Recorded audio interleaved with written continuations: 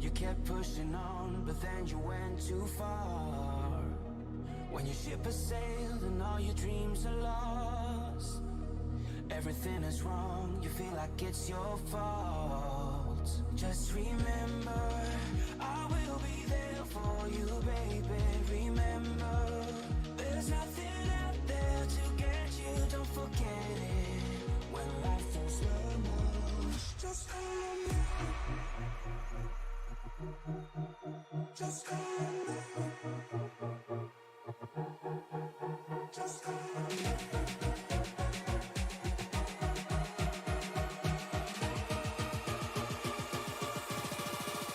Just call on me.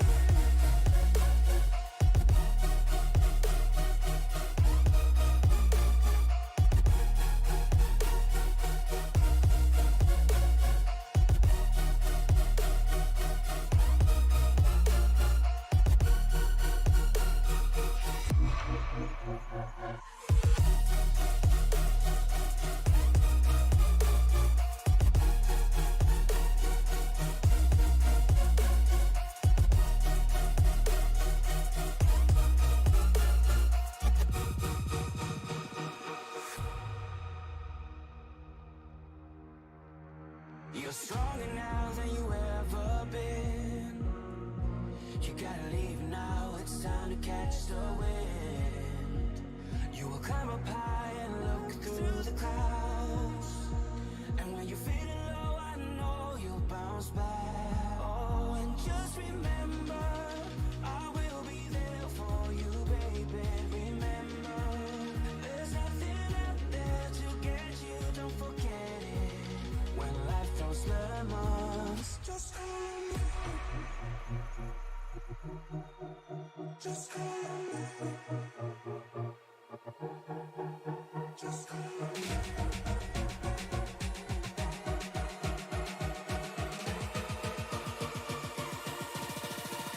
Just call on me.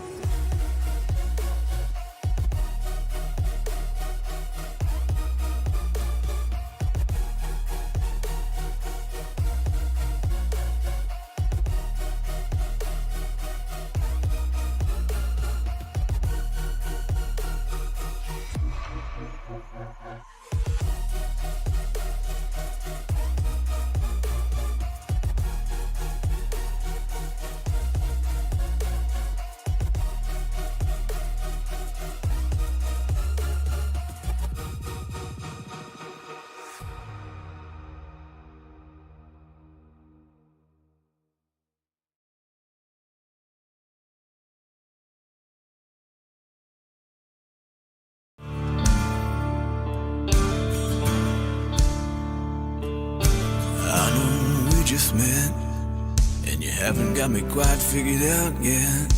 I guess I'll save you some time. I got more than just one side. These worn out boots and these scarred up knuckles are from too much fun and from too much trouble.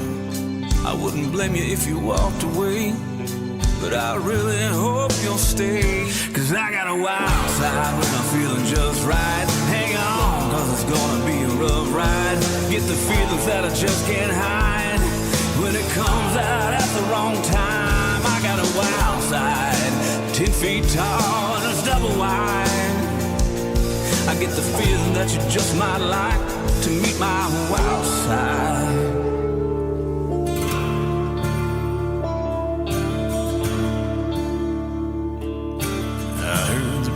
Words, I put God and family first, but sometimes turning that other cheek, it's just too much for me. I know what you think you see when you're staring right through me.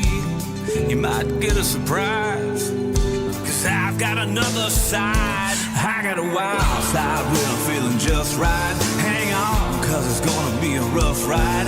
Get the feelings that I just can't hide when it comes out at the wrong time. Cause I got a wild side, 10 feet tall and it's double wide. I get the feeling that you might like to meet my wild side.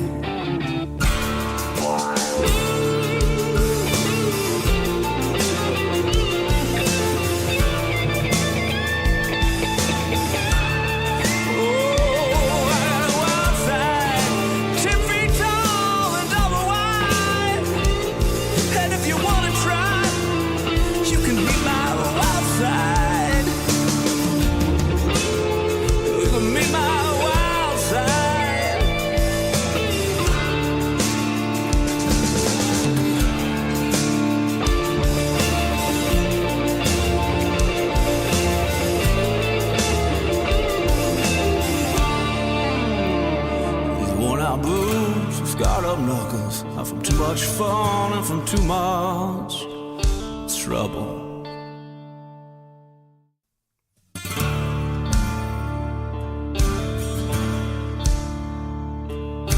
I know we just met, and you haven't got me quite figured out yet. I guess I'll save you some time. I got more than just one side. These worn out boots and these scarred up knuckles are from too much fun and from too much trouble. I wouldn't blame you if you walked away, but I really hope you'll stay. Cause I got a wild side when I'm feeling just right. Hang on, cause it's gonna be a rough ride. Get the feelings that I just can't hide. When it comes out at the wrong time, I got a wild side, 10 feet tall and it's double wide. I get the feeling that you just might like to meet my wild side.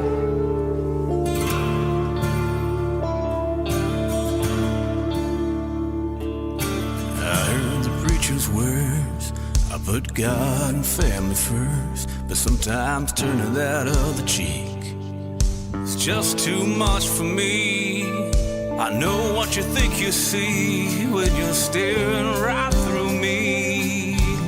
You might get a surprise, cause I've got another side. I got a wild side when I'm feeling just right. Hang on, cause it's gonna be a rough ride.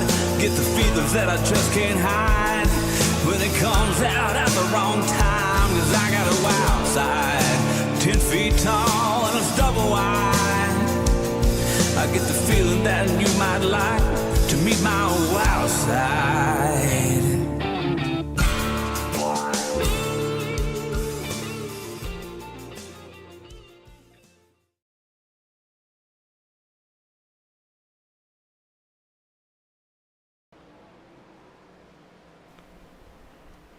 The short track portion of the playoffs is done. The intermediate section of the playoffs is done. Now we get to the big tracks, 2 miles and over. And tonight it starts here in Fontana, California, the Hollywood Walk of Fame 200 at Auto Club Speedway. Good evening, everybody. My name is Frank Marchese. Thank you very much for making us a part of your evening. Alongside me, my broadcast partner tonight, Liam Ervig. And Liam, this is going to be one of the most, if not the most, important race of the season, short of the Championship 4. You want to really get a good finish. You want to fight to get a good finish here tonight, especially if you're one of those playoff drivers, because next week is Talladega, and we all know anything can happen there. Now, the last thing that you want to do is find yourself in a must-win situation at Talladega. We've got 8 drivers ready to race here for a shot at the Championship 4. Arildsson, Hernandez, Brostrom, and Robertson are in it. Solo, Grosso, Weimer, and McCorkle on the outside looking in. So those last 4 drivers I named are going to be looking for a super strong race here today to try to get as many points and put themselves in the best possible situation moving into the wild card that will be Talladega Superspeedway. We'll take a look at those point standings right now as they sit. As you just mentioned, everyone who is in: Brian Chu, Chris VanMaastricht, Joey Manes, Ria Ferris eliminated after last week. Michael Iskander, Marcus Hagman, Christian Delgado, and Daniel Holmer eliminated after the first race of the playoffs. Right now, Alexander Arildsson, fastest in practice at the moment. He's had a very, very strong car all season long. Would highly expect him to be up at the front, not just at the beginning of the race, but all night long.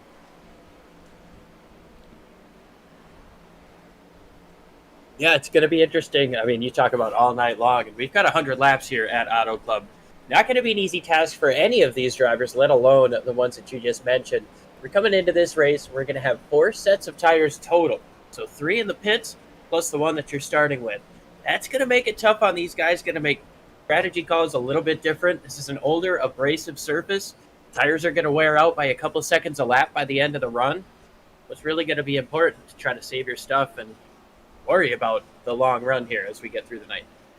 One thing we haven't focused on all that much thus far this season has been the team championship, and right now Front Row Motorsports holds a very firm lead of 214 points in that team's championship over Joe Gibbs Racing.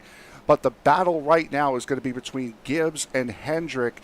Just a couple of points separating those two teams. If those Hendrick cars have a good run here tonight and the Gibbs cars fall off a little bit, there could be a switch at number 2 here today going into the final couple of races.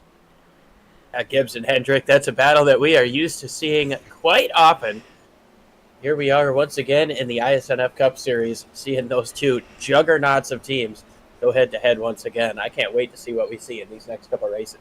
About 80 points separating Childress and Penske as well, and that's pretty much it. Then you move Roush Fenway, Keselowski, RFK Racing, Legacy Motor Club, 2311, also quite close. So there are a couple of teams that, if they have good rides here tonight, could very well stand a move in the team's championship. We were planning on interviewing Angel Hernandez here before this race had started, but he's currently on track right now. Don't want to bother him, so we will interview him while everyone is on the grid a little bit later on. But we've spoken about how big and important this race is. Let's talk about the track itself. Very flat, very fast, and it's going to wear these tires out. Depending upon which line you decide to run, it's going to change between the front and the rear right side tires. It definitely is. You know, if you get on the gas earlier, try to run that top side, you're going to be using up a lot more right rear. Try to get down to the bottom, you'll burn up that right front a little bit more. So it's all going to be about finding that perfect balance. You're going to have to change your line up a little bit throughout the course of the run. You're not going to be able to run just say bottom or top the whole time and continue to be fast.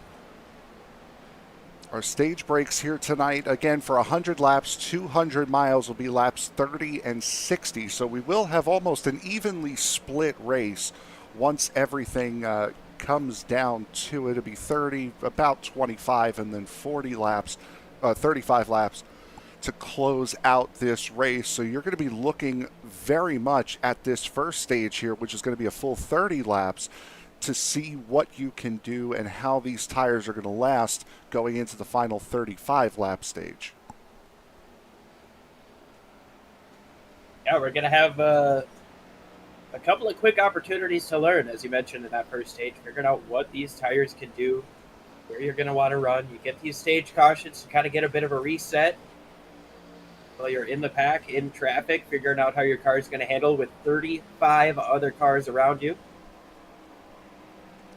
Yeah, we do have a lot of cars here tonight, as just about to flip over into the qualifying session as we get set to go here this evening. Again, the Hollywood Walk of Fame 200 from Fontana, California.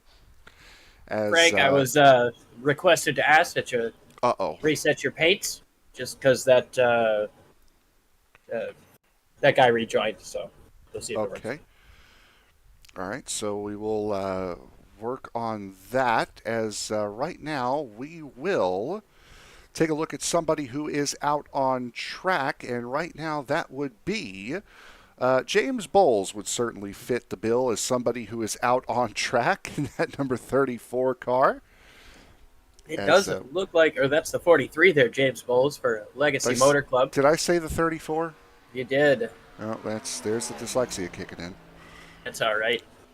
Not good at English, we're not good at math, but we are good at talking racing, and that's what we're going to do here tonight. We've got that Dallas versus everybody. Chevy Camaro out on the racetrack. Be one of the first guys to take the green flag here in the qualifying session. Of course, playoff drivers such as Angel Hernandez, Danny Solo, both on the racetrack as well. 43 is going to be one of the first drivers to get up on the wheel and attempt to put down a fast qualifying lap. Here is Angel Hernandez, again, who we will be speaking to on the grid here in just a moment after qualifying gets done. One of the championship hopefuls in that number 45 gets right on down to the bottom to complete lap number 1, and the benchmark time will go to Angel Hernandez at a 40.06. Hit that inside wall a ton, too. Gave up on that that second lap, I wonder if this is just going to be the first lap is where it's at. Might just these be. guys get 4 laps, so we're going to see Angel get back out onto the racetrack and try this again. But with a move like that, that definitely leads me to believe that your first lap is going to be the fastest. Jeff Weimer jumps up to P2 in that number 2. There he is, the Discount Tire Ford. Again, if you're just joining us, drivers who are running for the championship are highlighted in gold. Going into Talladega, the expectation would be that one of those drivers would be highlighted in green, signifying that they have clinched their way into the championship 4. As Weimer makes his way through turns 3 and 4 on lap number 2. Matt Mettler currently quickest. Angel Hernandez about to start his second lap. Now give it to the 14 of Dominic Sawicki. Daniel Solo now unseats him with a 39.91 up at the front. Definitely changing up here. Solo, a 39.91, the quickest we've seen so far. Sawicki with a 39.99. Jeff Weimer up there in the 3rd spot. Terrio just jumps up to 4th in front of Mettler, who's had a couple of strong qualifying runs and hoping to start up in the top 10 and actually finish this one. He had a little bit of a start in park last week. Said there was a miscommunication over there and was supposed to run the race. Didn't know it, but he's running it this time. There's been a big change as far as the teams have been concerned, and the one team would be RFK. There is the number 6 of Peter Terrio. William Britton has been the standard driver in that car. He is no longer participating in the series. Same thing can be said for Jerry Parker, as Larry Fairman has now taken over the 17 cars. So a couple of new drivers with non-permanent positions at that RFK Racing stable, so they will be looking for drivers for those 2 cars going into Season 7 as Dominic Sawicki jumps back up to the pole. Alexander Arildsson, after completing his 4th and final, is in P2. Jeff Weimer goes up to P3. Here's Daniel Holmer completing his final lap with 45 seconds to go. These guys improving continuously on these lap times. A 39.71 out of Dominic Sawicki to put him up on the top of the board. Just a little bit of time left here in qualifying. Let's see what Chris Smith can do as he jumps across the line. No improvement there. Marcus Hagman coming through here has one more lap left. However, he will not get across the line in time to complete that lap. So Marcus Hagman will have to settle, at least for the moment, with the 17th position. Here's Michael Iskander. He is not going to have time to complete his lap either, as we will now get set to go down to the grid here for tonight's race. Dominic Sawicki with a time of 39.712 will start on the pole here tonight. Alexander Arildsson will line up in P2. Jeff Weimer, Peter Terrio will make up row number 2. Daniel Holmer and Jaron McCauley will sit in row number 3. Row 4 will go to Cowie Gomez and Linus Brostrom, with Angel Hernandez and James Bowles here in row number 5. And with that, we are going to bring up the driver of that number 45, Angel Hernandez. We are going to bring him into the booth. Angel, you should be with the driver of car number 45 here now. Yeah, Angel, it's Liam and Frank up in the booth. Well, we'll actually give it a moment here. I believe we've got the pre-race meeting going on. All right. So while that is taking place, Daniel Solo and Joshua Grosso will make up row number 7. Row 8 will go to Fabrizio Lamanna and Matt Mettler, Marcus Hagman and Brian Chu. Row 9, Gary May and Ria Ferris will sit in row number 10. Charles Robertson and Drew Hullman will sit in row 11. Row 12 goes to Michael Gervey and Michael Iskander. Larry Fairman and Christian Delgado in row number 13. Row 14 will see Nathan Christensen and Joey Burgee filling in for Casey Tomlinson tonight in the number 7. Jackson Carr, Isaac Wilson in row 15, Joey Manes, Brian Treadwell, row 16. Row 17 goes to Chris VanMaastricht and Rosa Laszlo, Bob Wykoff, and James Vining will make up the 35th and 36th starting positions. And that will do it for our 36-car field here tonight. Weather conditions just about 3 p.m. in sim time. 7-mile-an-hour winds blowing towards the west, which would mean a headwind down the back straightaway and a tailwind down the front.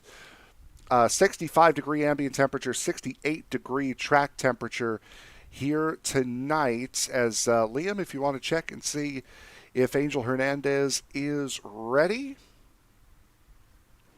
we will get in a quick conversation with the man who currently sits second in points coming into tonight. Angel, it's Liam and Frank up in the booth. You got a copy?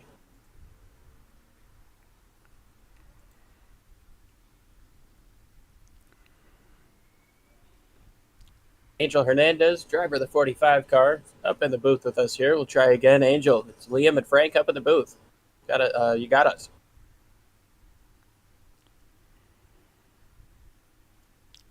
He might still be in the pre-race meeting, as these drivers do every single week. So tried to time it, and unfortunately, hasn't worked out well for us here in the early stages. There is the 45 car jumping out onto to pit road, as we will look to try to get a word in with that driver, one of the safer drivers, one would say, going into this race with the point situation that he currently finds himself in. Let's try one last time to get Angel Hernandez in. Angel, it's Frank and Liam up in the booth. You got us? Yep, I got you. All right. Man, well, we'll try to make this short and sweet. You're starting towards the front. You've got a tough task in front of you. What is your goal here moving into Talladega next week? Just trying to get as much points out of this first stage because I gotta leave early, so just try and get stage one, but obviously just maximize this first stage, and that's it. Awesome stuff. We'll let you get back to it. Appreciate you jumping up in the booth with us, and best of luck here at the first stage. So that was Angel Hernandez, and again, extra pressure now going to be on Angel, having to leave early here tonight. So again, looking for that stage one win. That's going to be crucial for him tonight. Yeah, if he wants any shot at any extra points or any cushion moving into Talladega, he's got to get that stage win done. But that's a tough ask, even with the 10 points for a stage win. Talladega it's going to be brutal for a lot of these drivers. Now he does. Good. All right, the pace car is coming up off of turn number 4, getting ready to make that hard left turn once again. Of course, the start is on the hands of the flag man. Green flag is in the air, and we are rolling here. I was just going to mention that Angel Hernandez does come in 18 points above the cut line, so it wouldn't be too horrific, but it's still going to put him in a very tight spot as you see these cars fan out here early. It's a flat track, it's a fast track, but it's also very wide. Definitely wide, and one of my favorite parts is to see him fan 3, 4, 5, 6 wide on these restarts. Angel Hernandez going to the bottom there as Alexander Arildsson in that Lucas Oil number 8 car gets out in front, just as it did in real life earlier on this season. And Alexander Arildsson, fastest in practice, gets out and leads the first lap. But Dominic Sawicki looking for something to say about that as we look a little bit further back in the field. Yeah, just a little bit jumbled up. 3 wide, 4 wide right now, and there's the 21 of Chris Smith right in the middle of it. These guys being pretty respectful coming up off of the corners so far, given plenty of space as we ride on board with Chris Smith.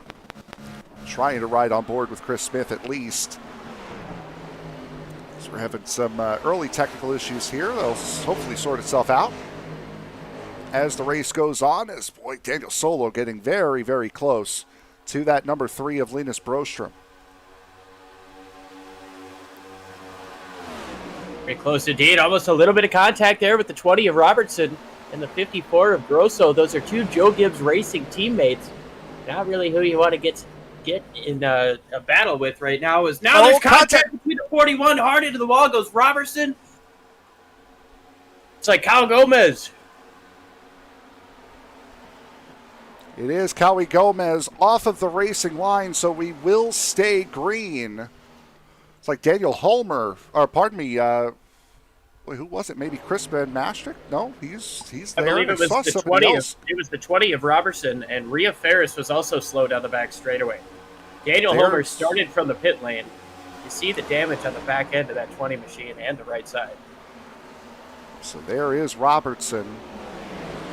Again, got off the racing line. Cars stayed straight, so we do stay green. The correction, it was Matt Metler that we saw slow down the back straightaway, not Ria Ferris. In the 22 machine. Let's try to take a look at this again. This was coming off of turn 1. Oh, it was the 20 that he got caught up with. Keep it off, keep it off! Woo! Boy, just barely did. Great job there. So driving, preventing even more damage from coming to that 41 machine. Still not the way you want to start your race here at Auto Club Speedway. A race that tends to trend pretty green. Jared McCauley in that IHOP number 10 machine now getting up into the second position. Jared McCauley, who last week was named as the everyday driver for this car now instead of a fill-in role. And, of course, another new face and a new place right behind him. Peter Terrio in the 6. I mentioned William Britton was piloting that car for the first part of the season, but coming down to the end, Peter Terrio looking pretty strong in that Castrol Edge machine, moving down to the inside of the 10, Frank. Yeah, still no official driver for that number 6 throughout the rest of the season. As Terrio able to fill the slot here tonight, we've seen Peter Terrio in a couple different series that we broadcast does favor that number 6, so I'm sure once the opportunity came up, he jumped at it. Last week's winner, Cody McCorkle, getting bundled up there behind. That's the 10. Straight away. It's the 10 of Jarrett McCauley off in the grass. Somebody else is out there with him. The 6 of Peter Terrio might have gotten into the inside wall. They both come up the racetrack, but the traffic is spread out enough to be able to get around them. Yeah, it is. So second and third go for a ride down the front straightaway. Angel Hernandez gets 2 free spots. Certainly does. Let's take a look and see what happened. This is coming off of turn 4. Terrio just came right up, trying to slot in line behind the 10 and just hooked him. A job to keep that off of the inside wall. So back up front, it's Dominic Sawicki, James Bowles, Jeff Weimer, Angel Hernandez, Cody McCorkle, your top 5 here at the moment. And again, a great win last week for Cody McCorkle, who was the only driver in a must-win situation, and he absolutely nailed it. First win in iSNF. Fantastic drive that we got to see. He's hoping for a little bit more of the same. You see him come up off turn number 4 with a little bit of a run on that 45. We watch on the back of Angel Hernandez. Great camera work here by Frank. Giving us these close shots here on boards. See just what differences these drivers are making. And, well, if you heard it over me talking, there's some shifting happening in these corners. Yep, these drivers trying to keep the wear on the tires down as much as they possibly can. Battle here for the 6th position as that's Fabricio Lamana in car number 31 to the inside of Chris Smith. Lamana just 17 years old out of Sao Paulo, Brazil, making his 3rd start here in the iSNF series. Next to a seasoned veteran in Chris Smith. A guy out of Charlotte, North Carolina. You know that racing is something very familiar with him. Coming out here to the West Coast, putting on a good show so far, sitting in the top 10, but battling really hard with LaMotta out of Sao Paulo. Battle for the race lead here. Dominic Sawicki and James Bowles side by side. Bowles got to the bottom lane, couldn't quite make the move stick. As Weimer looking to fill that gap on the bottom lane. Top 5 here, Ford, Chevy, Ford, Toyota, Toyota, as now McCorkle and Hernandez go side by side. Side by side, a couple of Toyotas getting down into turns 1 and 2, and you can see just how many distinct lines are being taken here. 3 different entries we saw. Now we're seeing 2 different centers of the corner. And, of course, the 2-car in between these 2 side-by-side battles is utilizing all the racetrack he can as he now moves up to the top side of James Bowles, trying to pull up to second behind Dominic Sawicki. See, these corners are about 6 lanes wide here, so there's plenty of room to maneuver as Jeff Weimer jumps up to that outside line. Angel Hernandez catching the wall coming out of turn 4, trying to get around Cody McCorkle, and will. Looks like a wild ride coming out of 4 for Hernandez, but he made it work.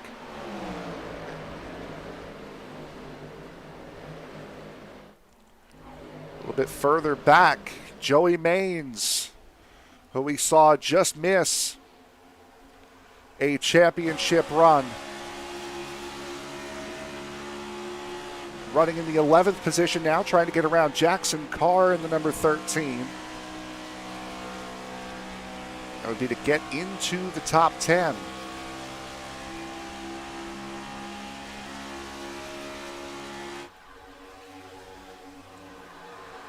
Christian Delgado here as well.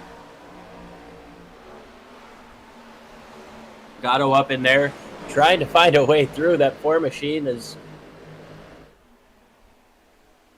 running strong, but now we go back to Alex Arildsson, your pole sitter, or the first lap leader, rather. Dominic Sawicki started on the pole. Arildsson got around him to lead the first lap, has fallen back to 9th place, just in front of Jackson Carr. We'll try to get a report on what's going on with that.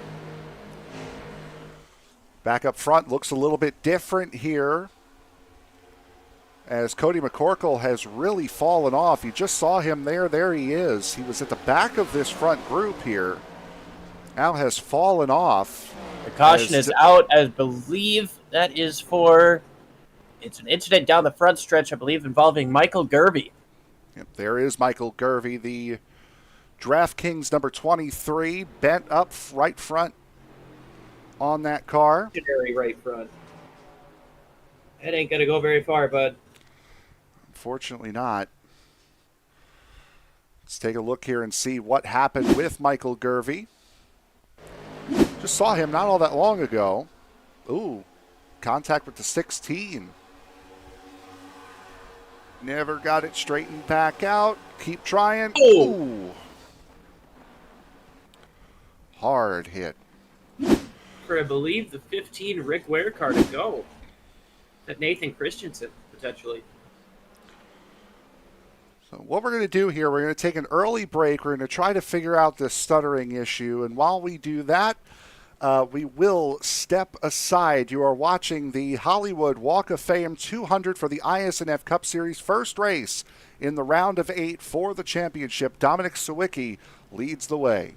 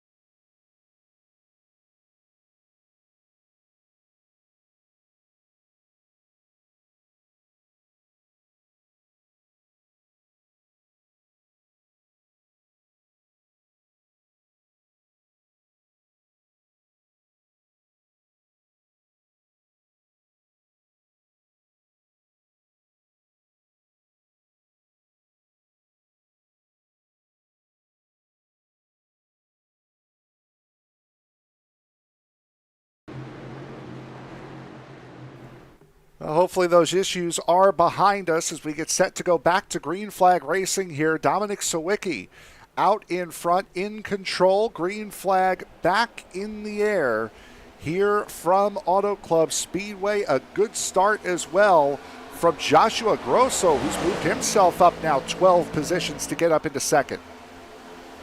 Watch these guys fan out through turns 1 and 2. Whoa.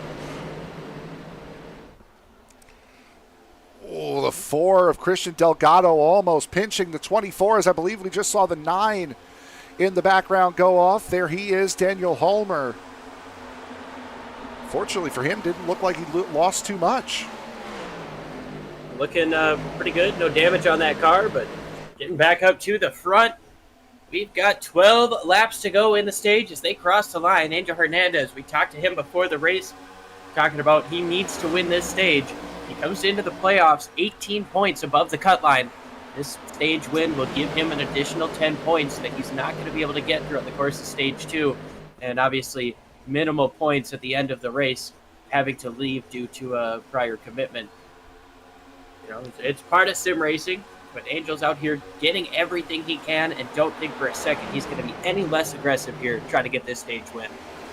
The man who is currently leading the point standings to the outside of the man we're riding on board with here, Joshua Grosso.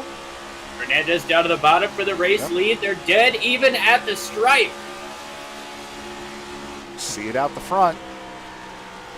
Ain't no better seat in racing. No, just about as good a view as Joshua Grosso is going to get on this. As there goes Hernandez to the race lead. Also, there goes Linus Broström up into the 4th position. Just clear down the back straightaway. Sawicki follows back down to the inside. Goes Sawicki. Arildsson trying to find a hole, but he's got the 3 up to his top side. Look at Linus coming up strong on the top side. Dominic Sawicki is not content to sit in 2nd place here tonight. He has gotten out when he's been passed. He's gotten right out of line, has tried to get right back into the race lead. And for the most part, it has worked for him as we are under 10 laps to go here in the stage. Again, the stage breaks tonight. Oh, big wiggle out of Sawicki. Oh, wow. Stage breaks are 30 and 60. Heads up driving by Arildsson to keep it out of the back bumper of Sawicki and not get him turned down to the inside. Sawicki gets to live to fight another lap here in stage number 1 as we've got less than 10 laps to go, coming to 9 laps to go. And now we've got a couple of Swedes in RCR cars running side by side for 2nd place. A couple of cars did come into pit under that caution flag. Brian Chu came in car number 11, as well as Charles Robertson in the 20. Both of them, judging from pit time, both of them pit for fuel only just to top off. And now Angel Hernandez survives a 3 wide in the middle. He is really trying to play defense from Linus Broström and Alexander Arildsson. Remember, we did see the 20 car get involved in earlier contact with the 41. He might have just been coming in to check out what that damage looks like as the 3 car, Broström, gets loose. The 10 car scrapes the wall. That's McCauley. Wow, that's a crazy turn 4 right there. I'll talk about an international league, by the way.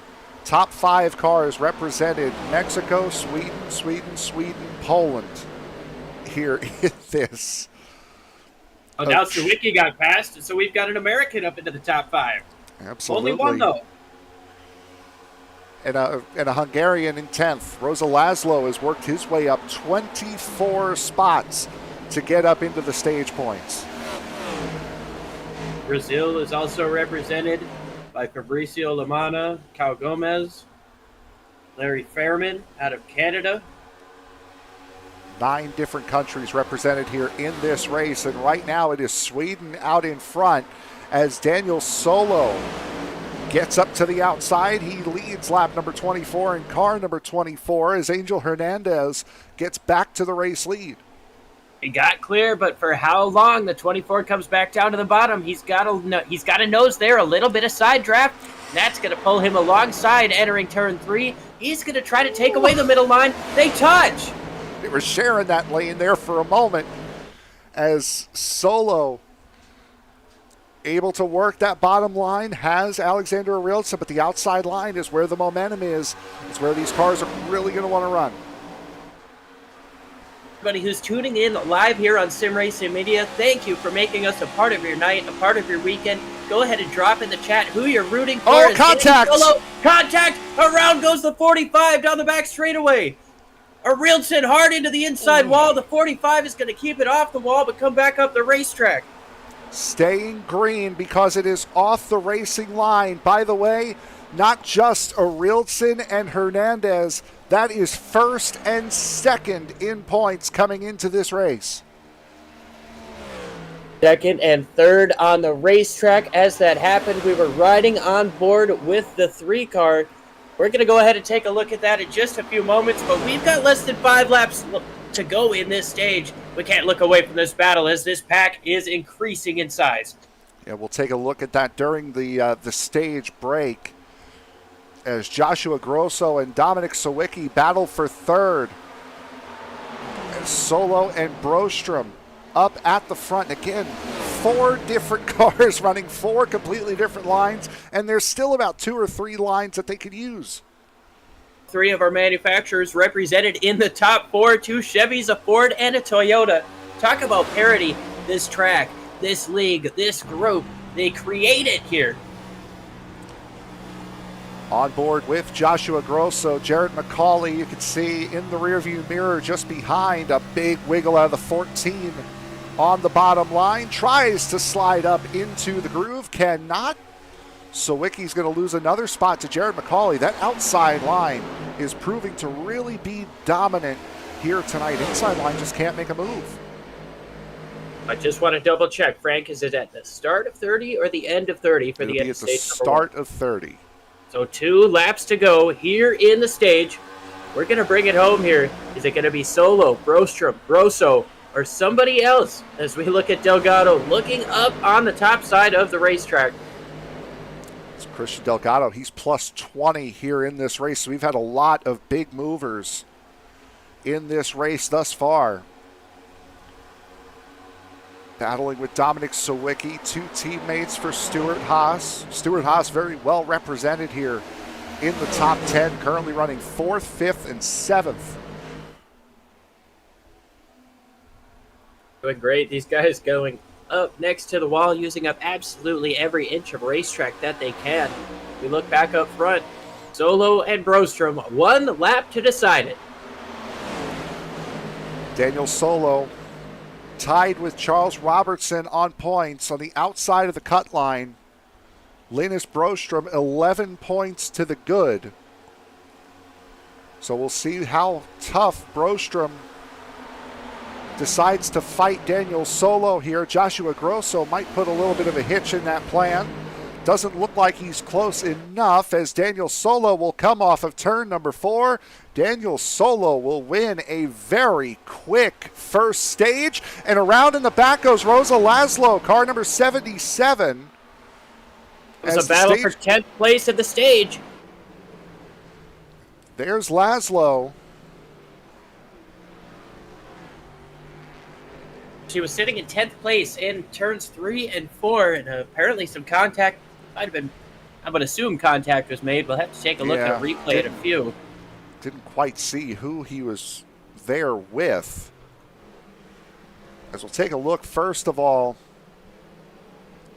look at what happened on lap 25 between Arildsson in car number 8 and Angel Hernandez in the 45.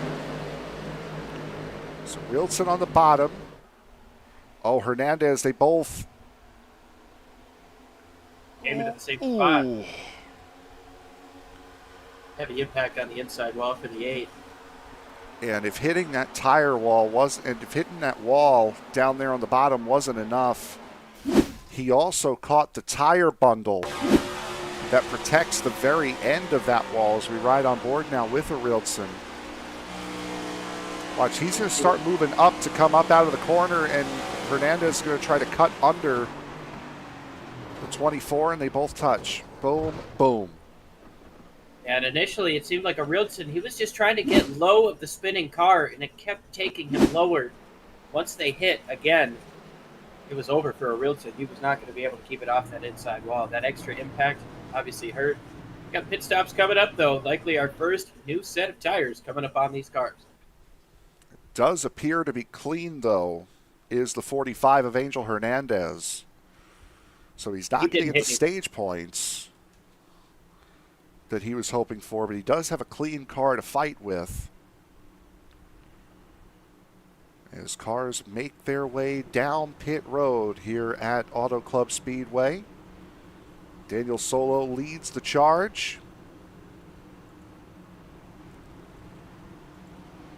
Dominic Overshot his Sawicki. pit box a little bit. Had to back it up. Sawicki, perfect in. Hagman missed his box, along with the 84 of Isaac Wilson. Well, now, again, that was a tactic in leagues gone by, as Rosa Laszlo will take the lead here. Or he may have missed pit box as well. Yeah, there was a tactic in leagues gone by that sometimes if you want to pit on one to go, you will get a black flag, typically, unless you have come down pit road prior under the caution. So if that was the plan, and if Hagman, Wilson, and Laszlo wanted to start at the back, you would drive down pit road the first time and then pit again and possibly pit with one to go, so you're not worrying about fuel, and you don't have to worry about the black flag either. I'm sorry if I explained that kind of weird, but Oh, no, I understand it. I think you're exactly right. That's what these guys are doing. They're coming back into the pits this time. This way they're going to, get some of their damage looked at, have an extended amount of time to do so. Being at the front of the pack gives them an extra couple of seconds. And, obviously having come in previously, they had the option to come in and keep getting their damage worked on without getting a black flag. It's a smart call. Brian Chu and Joey Burgee also coming down pit road. Now let's take a look and see what happened with Rosa Laszlo. It looks like, it was the 7 of Burgee. Two teammates coming together, making contact. Again, Burgee filling in today for Casey Tomlinson. I don't believe that cost Rosa Laszlo the stage points. Then again, I'm not 100% sure as we're double filing up. Getting set to go back to green, Joey Manes, who took 2 tires, in control, choosing the high lane. Be an interesting call here. We see a couple more cars on the inside and some more coming up off of the pit lane. Definitely going to be interesting, though. We're going to have 27 laps to go until 26 laps to go until the end of stage number 2. Joey Manes up front on 2 tires. We'll see how well that holds up for him. Danny Solo, your stage winner, going to be on his inside. We know he's quick. He kind of showed up at the end of this stage, so. Well, who knows what we're going to get. Forrest said life is like a box of chocolates, and I've got to say Auto Club is pretty similar. Absolutely. As we get set to go, Joey Manes in control of the field. Green flag set to come out. There it is. Into the restart zone they go. Green flag back in the air. As Joey Manes gets a little bit of a checkup through the field, and everybody gets away okay. Stop interrupting, Chris VanMaastricht had a little bit of an issue on the start. Here is the 38. Well off the pace and in the back of the field. Jump back up to the front. Joey Manes, Dominic Sawicki, Daniel Solo as Sawicki dives to the inside line. Exit car got himself a little bit sideways off the front bumper. Is somebody there? They recover okay. And here comes Sawicki looking at the back bumper of Joey Manes for the race lead. 3 wide, just outside of the top 5. It's like for a top 10 position as the 2 cars going to have to give that one up. Jeff Weimer back into 10th. 31 of Fabricio Lamana is in there as well, as is the 4 of Christian Delgado. James Bowles riding up on that outside line. Oh, somebody caught some contact. It might have been and a spin in the back. Wykoff around.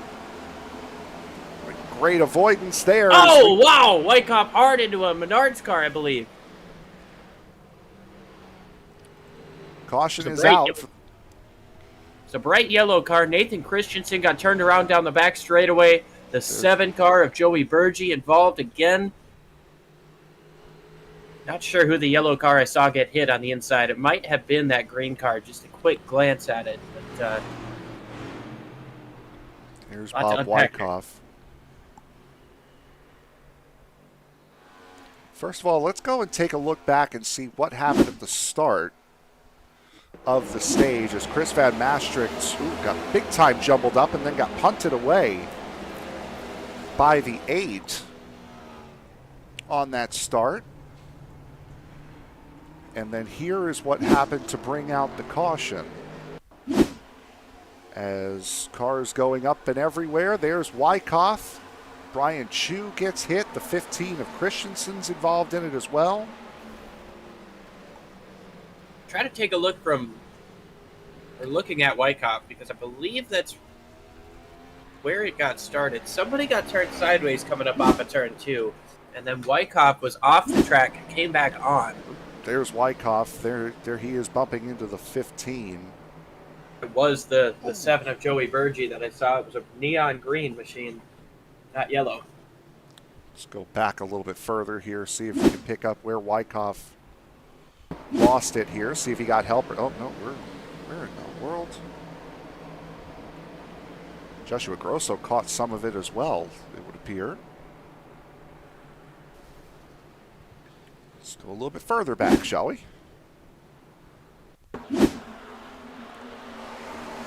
It's 4 wide. The 16 gets sent up into the wall. The 19's riding the wall as well. Like contact between the 12 and the 78. Grosso, oh, the 48 goes around as well. Off the nose of the 15, and then Karma gets the 15 back.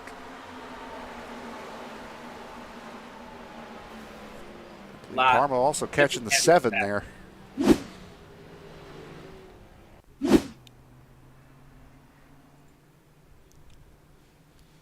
So a couple cars with questions immediately re-answered. That was a hard shunt. Just looking back at it again, that was a very hard shunt that the 7 took. Not just into the wall, but to the side as well, that sent him down into the wall. Dragon 24 says go 7 car. Unfortunately, yeah, he's not going to be going anymore as he is out of this race after that heavy damage. He is in the pits. It's not officially done yet, but his chances of winning this race certainly are. Had to take a tow, obviously. And James Vining, of the 36 drivers, James Vining, the only one that did not start this race in the car number 67. Joey Burgee on pit road, just 3 cars not on the lead lap. Michael Gervey, Kawi Gomez, and Rosa Laszlo. Those are the 3. Everybody else is on the lead lap. Well, we are going to see a fantastic restart here. And my question for you guys, who do you want to see on the racetrack? Everybody tuning in live on Sim Racing Media who's made us a part of your night. We can't thank you enough. We want to repay the favor by showing your favorite drivers. So go ahead and drop a comment on who you want to see. Dragon 24 mentioned Go 7 car. You're not going to be able to show him very much at the moment. But we do love the interactivity in the chat. And unlike Fox or NBC or TNT or Amazon or wherever, or Steve Phelps, wherever NASCAR wants to broadcast next year, you do have the option, or you do have the ability to let us know what you want to see. We'd love or do it wrong. Yeah. or for Stooges, you could let us know right away. But there you go. Pace car makes that hard left turn once again. Field in the hands of Joey Manes. Took 2 tires on that last pit stop. Held on to the race lead over Sawicki. Green flag in the air. Another strong restart up on the top side.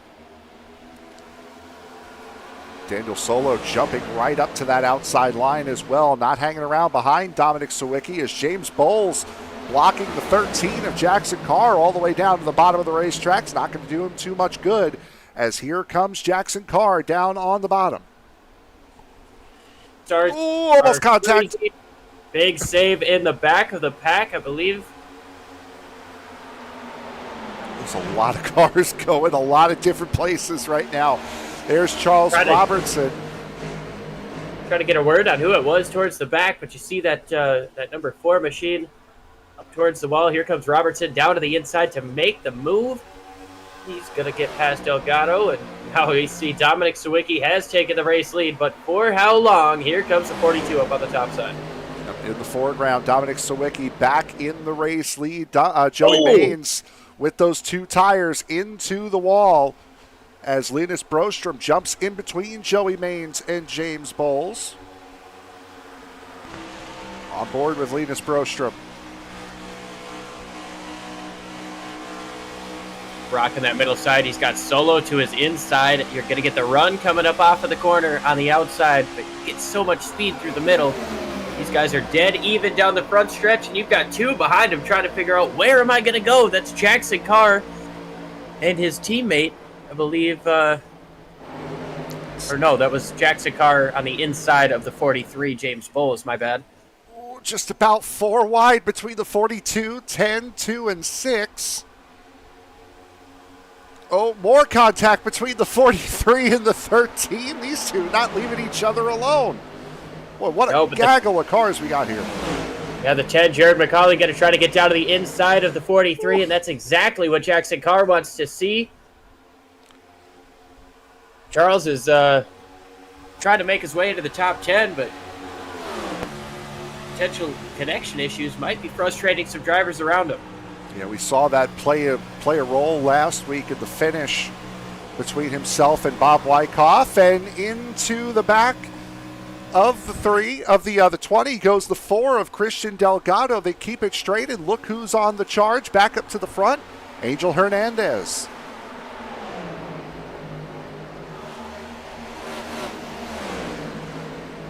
Dragon 24 says, I'm the one that drives the 7 in the league. Just couldn't make it today. Go 24 car. That's so we Casey appreciate Tomlinson. you tuning in, hanging out with us here. Casey, it's we're glad you're still with us here tonight, and hope you enjoy this great racing as here comes Danny Solo up to the top side of Dominic Sawicki. We'll put him on the screen for you, and he's going to do work for you as he tries to take away the outside lane. Just gets cleared coming up off of 2. It's odd to root for a non-teammate once your car has been wrecked out of the race effectively.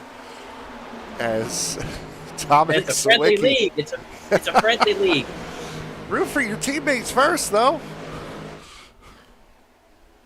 Say, go Laszlo, go 77.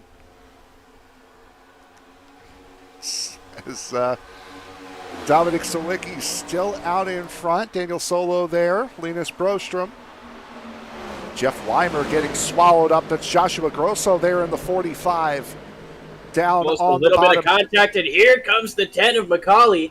Huge run up on the top, stopped by Weimer. They're both going to get the gap on Grosso. Take advantage of that top side, take advantage of that draft. Here comes Grosso fighting hard back on the inside, though. And look who's back, the 6 car of Peter Terrio. After getting spun down to the inside, going through the grass after a little contact in stage 1. He's in the top 10, trying to get a couple more stage points. Yeah, we've seen a couple of cars here in the early going that got turned during stage 1, now getting back up towards the front. 45 being one of them, as you mentioned, the 6 being another. Starting to work their way back forward. As Terrio hanging in just behind the 45. See there in the rearview mirror the 20 of Robertson trying to sneak through into 9th. Oh, contact up front. Oh, That's how quick it happens. Do you want to know why some of these guys run right into wrecks? That's why. You have no time to react. how I felt last night running beat fixed here. You get a little bit of contact. When these guys are running as wide as they are, it's so easy to have 6 cars within like 0.2 of a second. And when somebody gets turned sideways down into a lane that you're not expecting them to be in, things can happen in a hurry. It's not quite like Talladega Daytona where everything gets huge right away. But things can definitely happen in an instant here as we take a look at a super cool camera here provided by Frank. It's the right front engine wheel bay here. Look at how close that wheel was to the wall. Yep. This is an amazing angle. Not only that, but also to see how the spring and the shocks are moving. My favorite part right here. This track is. Look at those big bumps down the back straightaway just before you get into 3. That upsets these cars so much as they get up into the corner. You see how well they... Oh, big time moment there between Weimer and McCauley. Weimer down to the inside. They keep it straight. You have enough room to somehow save it as Jeff Weimer somehow recovers. Minimal loss of time there. We've seen a couple of those contacts coming up off of turn 4 where drivers get stuck in the grass. Oh, that was a big one. Oh, wow. Terrio around. The 13 of Jackson Carr as well down the back straightaway. Caution is out. There may be more contact. Yes. Oh, more contact between RFK teammates. It's Larry Fairman making his series debut. Port Perry, Ontario native. Very big coming together moment with his teammate. Not quite a bonding coming together moment, but still. Oh, and with that damage, I'm not even sure Flexio will fix that. Here's how the 17 got into it. The wreck's happening already. Oh, man. Runs into the back of the 13, had nowhere to go, and that careens him right into the 6. I would love to ride on board with the 17 there just to...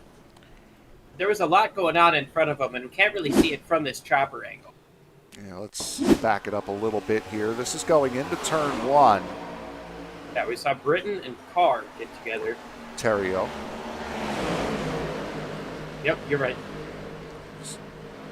Terrio gets loose off the top. And then the 13 of Jackson Carr trying to recover. Gets it recovered. Rosa Laszlo just does miss it. Same thing with Christensen in the 15. Just does miss it. Like a classic standing start incident where you just don't see the stopped car in front of you. Once the car in front of you that's moving moves out of the way, it's too late to make a reaction. Let's take your advice. Let's go on board here with Fairman. And then, hello, teammate. Fancy meeting you this way. You could always armchair quarterback that, but the amount of smoke and cars spinning sideways in the cockpit, just so tough. We're right on board with Rosa Laszlo here. Watch out front. Yikes. It was an excellent piece of driving there out of the Spire Motorsports 77 of Rosa Laszlo. That's why you always root for your teammate. There's the fast repair for Fairman taking in. 10 laps to go here in the stage. Daniel Solo one position away from taking both stages thus far here in the race.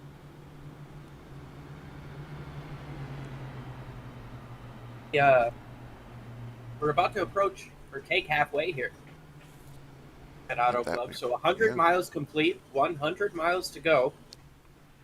We're going to have just 7 or 8 laps to decide a stage winner for stage number 2. Yeah, now because I backed out of the session during that the first caution there on lap 15, the caution counter is 1 off. So this is our 4th caution of the day, just our 3rd for incident. I believe it's our 5th caution. What did I just say, man? You said it was 4th. I said because I had backed out of the session and rejoined, the caution counter is off. So it's 1 ahead of where we are. So this is number 4. Third for incident. If you ever wonder if we listen to what each other says during the booth, and I'm just as guilty of it too. No, I just got confused. I thought you were saying when we were all behind. I'm like, I never left the session. I'm one ahead. But so as we work backwards here, Dominic Sawicki, Daniel Solo, Linus Brostrom, Joshua Grosso, Charles Robertson, Angel Hernandez, James Bowles, Jarrett McCauley, Christian Delgado, and Jeff Weimer are currently your top 10. And you can see there on the number 2, we'll jump on board with him here. You can see a big knot in the right front. You can definitely see it where that vent, that air vent on the right front, and also the roof, the hood flap, not quite lining up the same way they do on the left. That's from the damage earlier on, contact with the 10. ready to rock and rumble once again here.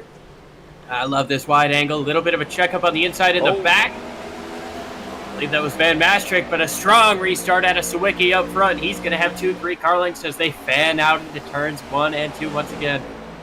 It was behind VanMaastricht. I think it was the 47 of Brian Treadwell is the one who got poked out there on that restart. Everyone keeping it straight, keeping it on the track.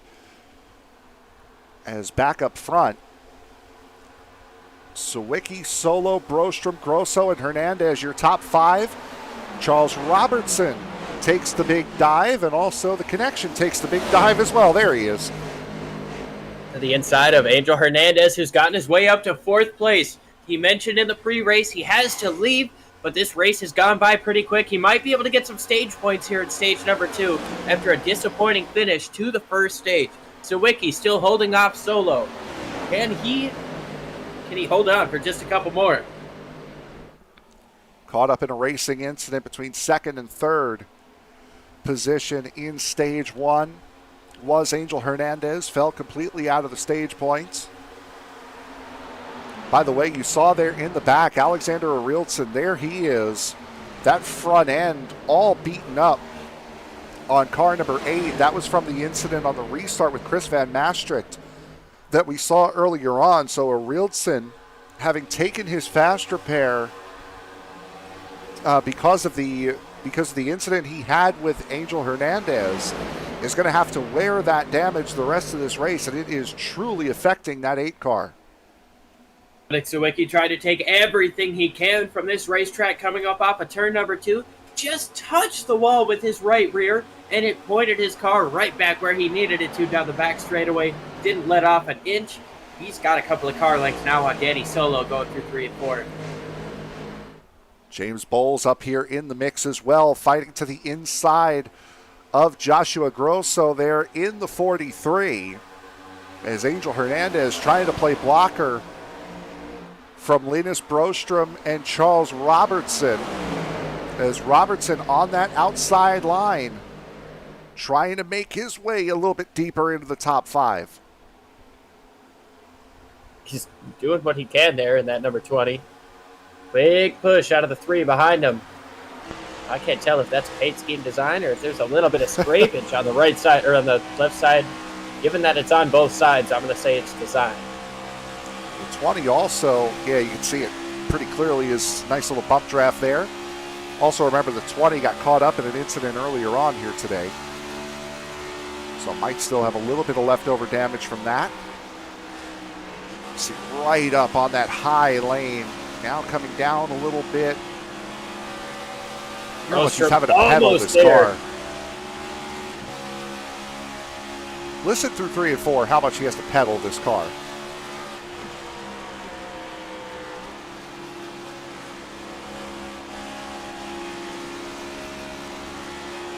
One and 2 will be a better angle or a better sound.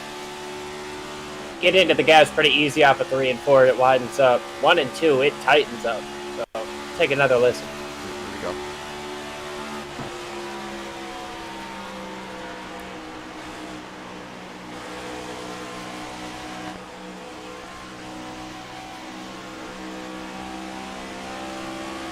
get all the way up to the gas. But we've got cameras kissing right now. What an angle there. You can see just how close that 3 car got to the 20 of Robertson. He's trying once again to look up to the outside, but not enough space there. He's going to touch the wall just a little bit. Great look at the splitter as well as Daniel Solo finds himself back in the lead here with 2 laps to go here in stage number 2. Charles Robertson looking to the outside as well. Robertson dives to the bottom here looking for the lead. Dives to the bottom, but can he hold it there? The outside momentum has been strong for that 24. Here comes the 3. Here comes Sawicki blocking the 3. They're both in the wall down the back straightaway. They continue on at speed. Sawicki half a car length off of the race leader, looking up top. Coming to 1 lap to go in the stage. That's where you getting very, very close here towards the end of this stage as there goes Sawicki looking down to the bottom. Robertson got there first. Robertson with a heck of a block. Going to try to keep Solo passing him. It's going to be tough, though, on that top side to keep Solo behind him. Robertson did lead that lap only just by about 1/100th of a second as Robertson now gets clear going down the back straightaway. Robertson has had an abysmal playoff, but somehow has kept himself in the fight. Finished ninth at Atlanta last week. As here comes Solo, looking to the bottom, looking to take both stages here tonight on the outside line. Solo trying to draft. It is going to be Robertson taking stage number 2. And around goes Sawicki. Hit the inside wall. You see Matt Mettler around. He's going to hit the outside. Oh, no, Joey Manes, or James Bowles, rather. Matt Mettler trying to avoid the contact on the front straightaway, got into the grass, out of control down the front straightaway, and takes out the 43 after the caution comes out for the stage. Terrible, horrible, no good, very bad break for both of those drivers. Brett Schneider's car, Matt Mettler sitting in here this week. Great run there towards the end of the stage. As we'll take a look and see what happened with Dominic Sawicki. This would have been after the stage had already ended. Angel Hernandez comes back up on the racetrack, gives him a little bit of a bump. There's that pit wall. Bowles does a great job of trying to get through, and then Mettler trying to power his way past. I think he hooked the apron, got turned sideways. And yeah. Just, had too much speed in that situation. Yeah, had he backed off like everybody around him, he probably would have been okay, but he tries to power through it here. Oh, he's already backed off. Yeah, he is backing off, just not as much as everyone else, so I do apologize for that. It looked like he was going in a little bit hotter than he actually as was. much as he needed to. You don't anticipate a crash like that into one, and I would like to get behind or get on board with Angel Hernandez with that contact with Sawicki. Wow. Bowles. That is nothing Bowles could do there. Absolutely nothing he could do with Mettler coming up the racetrack. Yeah, he thought he was clear, and then all of a sudden, here comes the 22. But everyone coming down pit road, Charles Robertson, winner of stage number 2. Playoff drivers have taken both stages 1 and 2. We'll see who takes the black and white checkered flag here in the Hollywood Walk of Fame 200 when we return.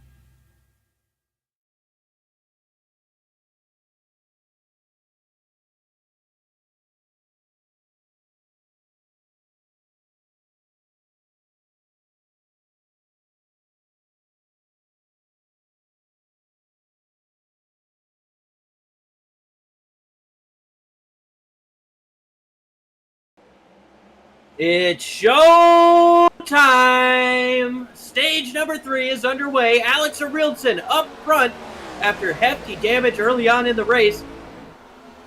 We're underway here, going for the final checkered flag of the night. Charles Robertson sliding up in front of Peter Terrio. Now, Alexander Arildsson and Brian Chu were both running towards the back. Both did not get stage points. Both did not pit. They came into pit on lap 49. So they stayed out to get the track position. Here's Peter Terrio, who took 2 tires under the caution. As Charles Robertson, first car on 4, as Hagman. Hagman hard into the wall, along with the 17. That's going to bring out the caution once again. Larry Fairman involved in another one after just taking his fast repair. 10 and the 42 also getting into it afterwards. Saw Hagman really swing loose coming out of turn 4.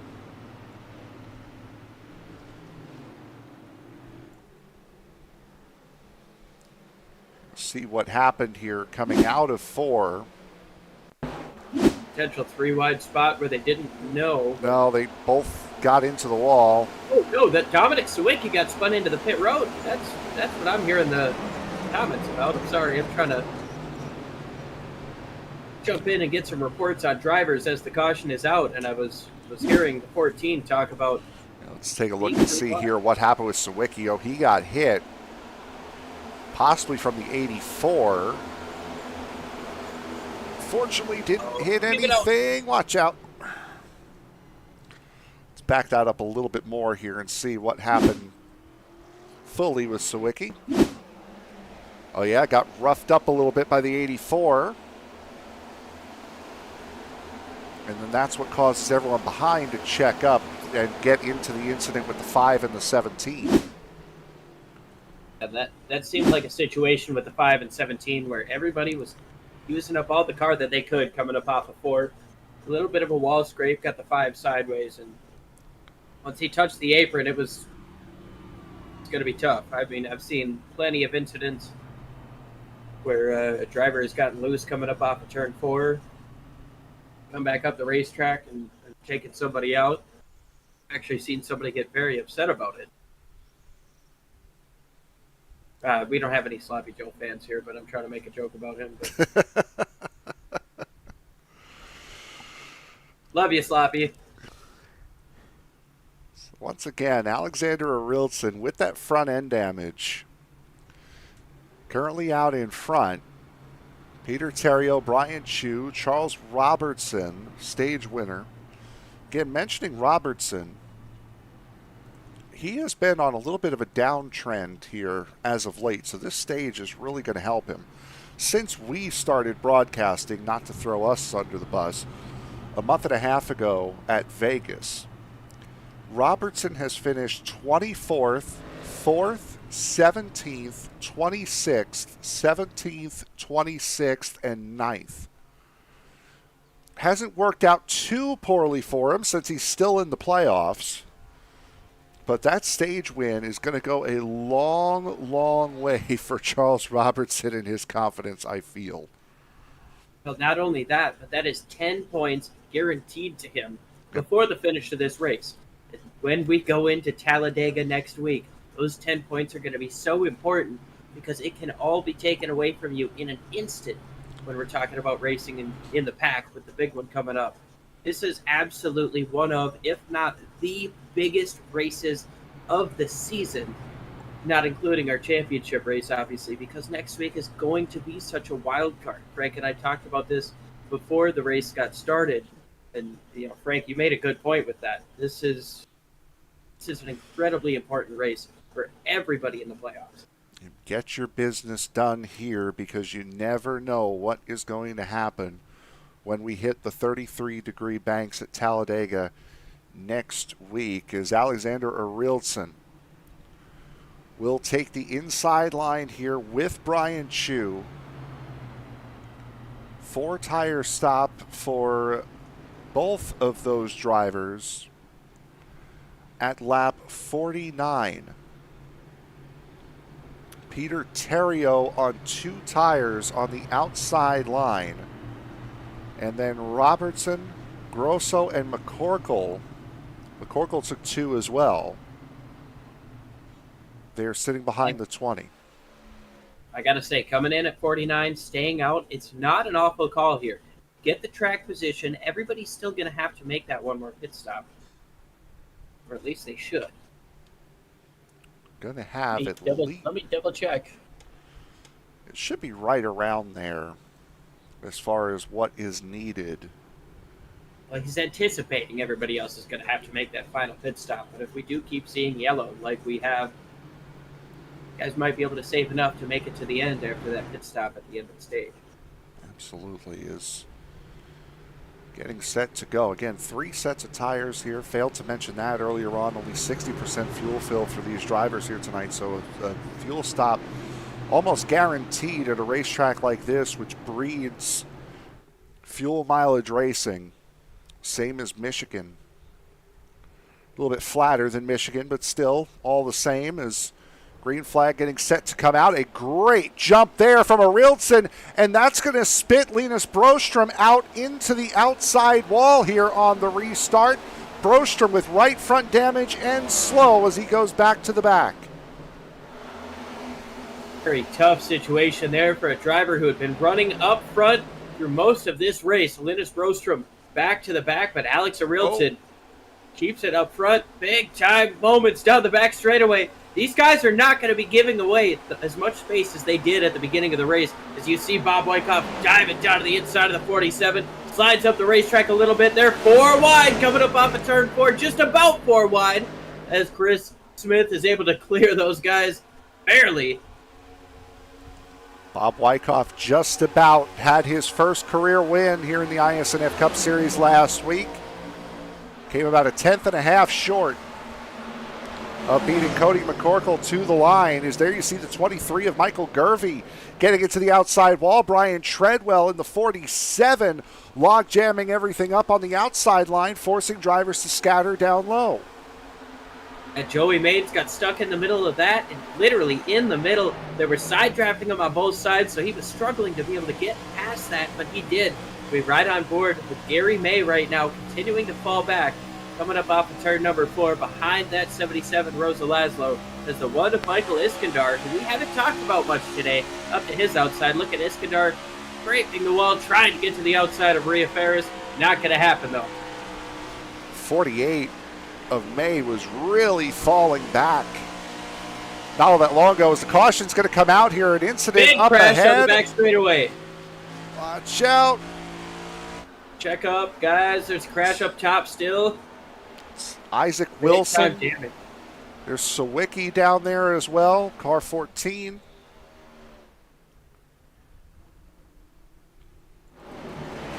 Michael Gervey, I think, right front damage on his car.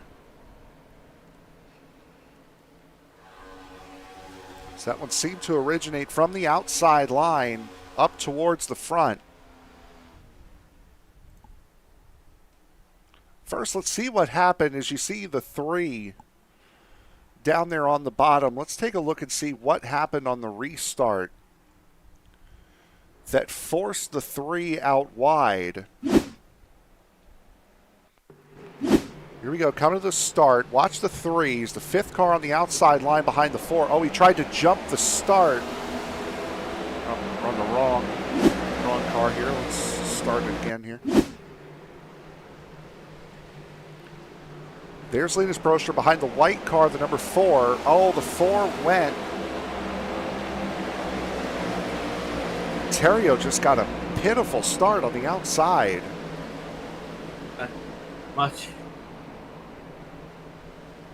Not much time to react to that. You know, Terrio got a very bad start on the outside line, which logjam everything on the outside line up. And then here's what happened. Wilson getting big time loose, nosing it into the wall. And then down the track. Ooh. The Wiki out of the race. Nowhere to go. Damage. Peter Terrio, I believe, is going to be out of the race as well. See how quick this happens here with Sawicki. Going to jump on board with him here.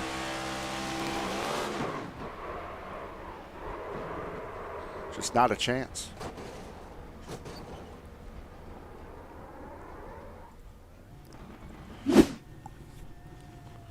From above once again. Just snaps loose.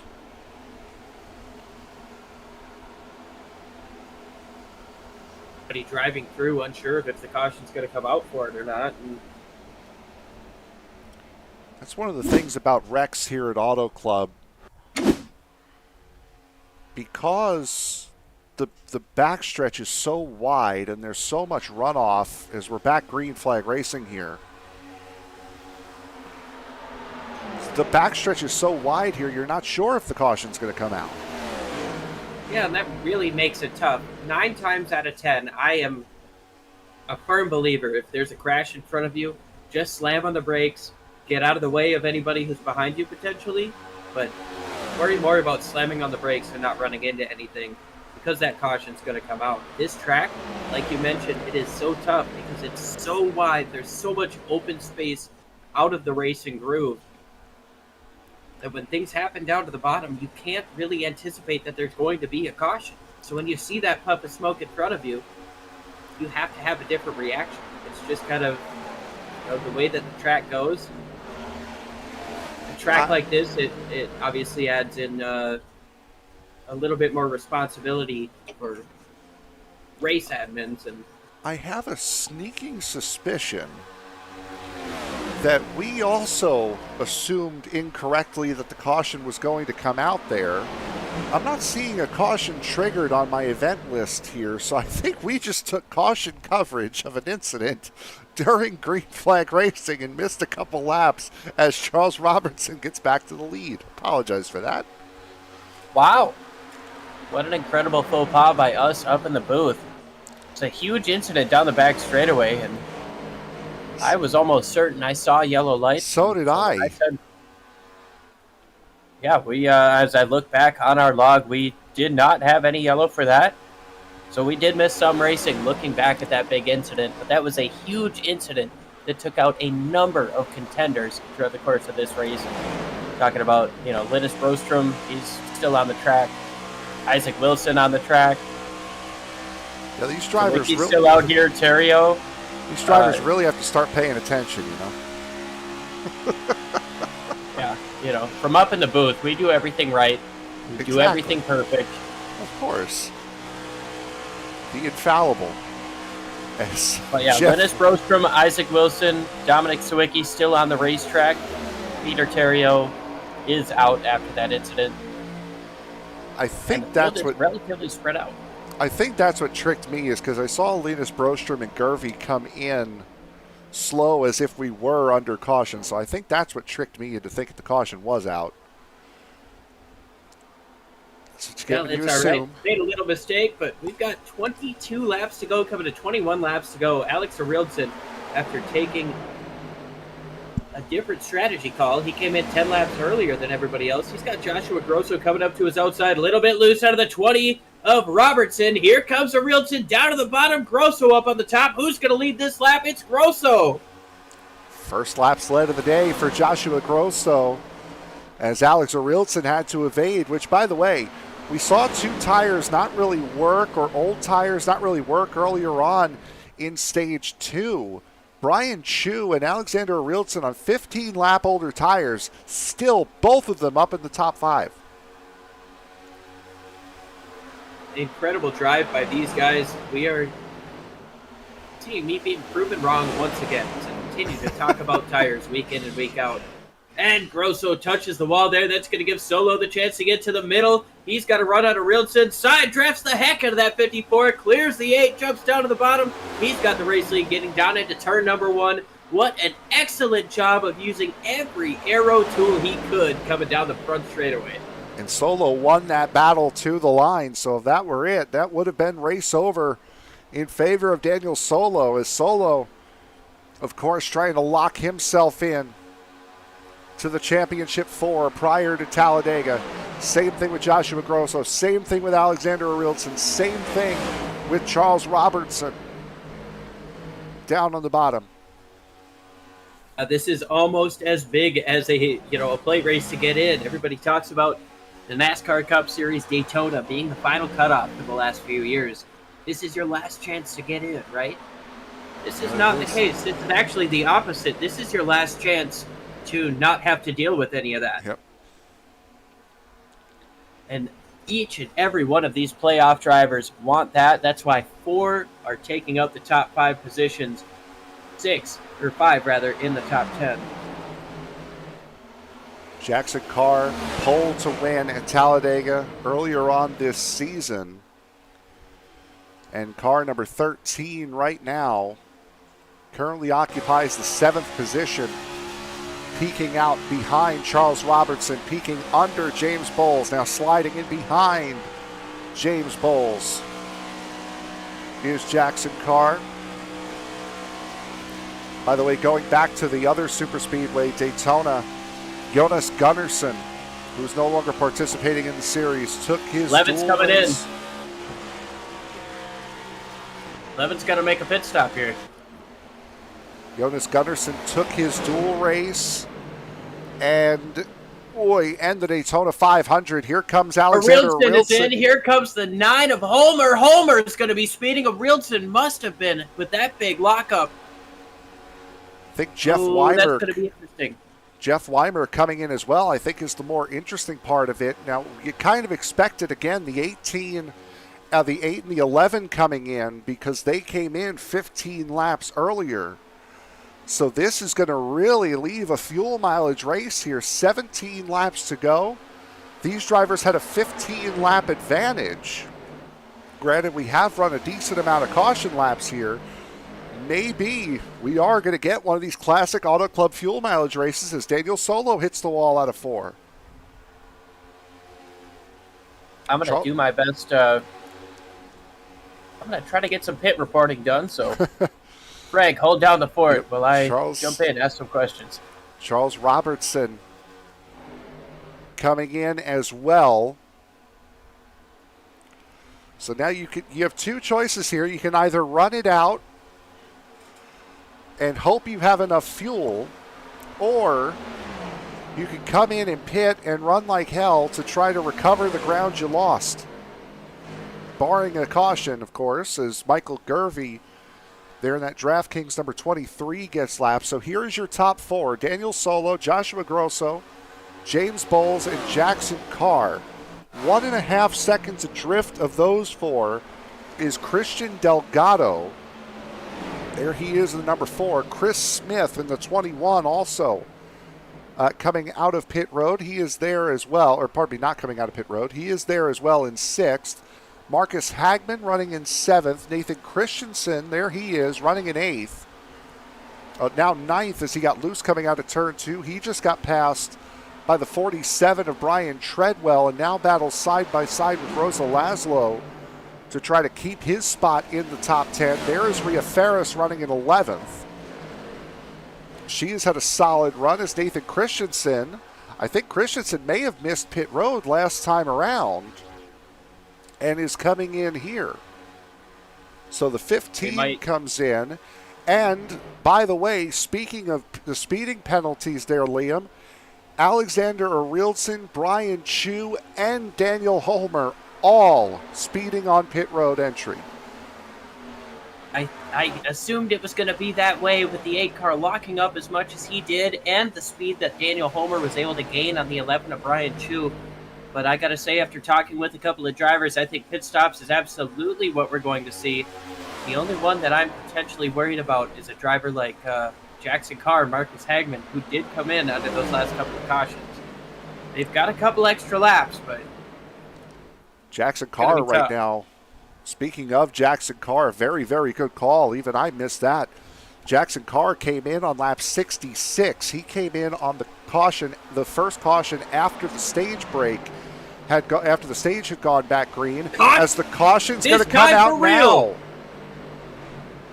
This time I can confirm. I do see a yellow flag. The cars are slowing down. Yes, this is a little bit. This is a the genuine flagman one. is waving the yellow flag. Jared McCauley's around, and let's just get triple confirmation as we see the yellow lights on the side. Caution is out. So this changes everything. Everybody's got a shot. And I spoke with Joshua Grosso for a couple of quick moments there. He was hoping for this. See what happened Said here he with was- Jared McCauley. Oh, contact with Matt Metler. We're going to have to try to Possibly, jump yeah. in before that. To see if Matt had anything to do with the start of that, or This is half a lap early here. As McCauley up to the outside line, trying to pass Metler.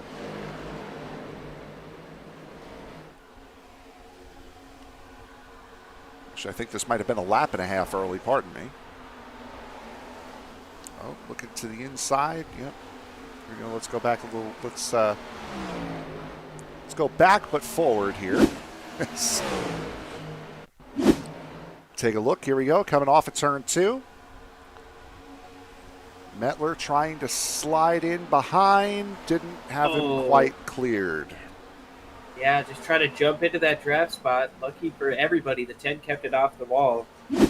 Relatively innocent spin for that 10, but he might need himself that last set of tires if he hasn't taken it. Meanwhile, everybody's coming in. I'm surprised that that was the only thing that happened there that brought out the caution. Meanwhile, the big wreck before that we thought had brought out the caution didn't.